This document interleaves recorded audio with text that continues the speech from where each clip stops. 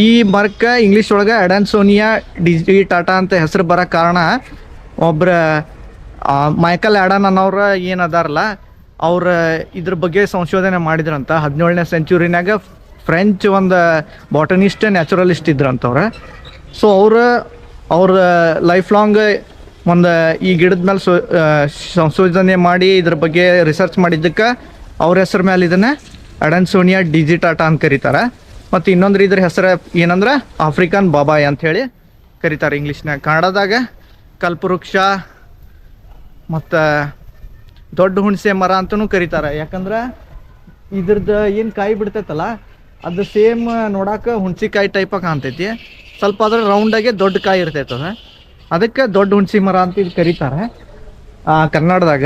But actually ಇದನ್ನು ಕಲ್ಪವೃಕ್ಷನ ಇದ್ರದ್ದು original ಇದ್ರದ್ದು ಏನು ಹೆಸರು ಏನೈತಲ್ಲ ಕಲ್ಪವೃಕ್ಷನ ಅಂತೈತಿ ಶಾಸ್ತ್ರಗಳನ್ಯಾಗ.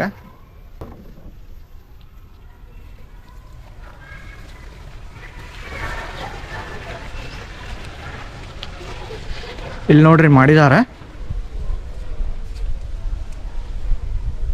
ಇದು ಕಾಮಧೇನು. ಇಲ್ಲಿ ಬೋರ್ಡ್ ಹಾಕಿದಾರೆ ನೋಡ್ರಿ, ದೊಡ್ಡ ಹುಣಸೆ ಮರ ಸಂಖ್ಯೆ ನಂಬರ್ 2. ಇಲ್ಲೇ ಒಟ್ಟ 3 ಗಿಡಗಳು.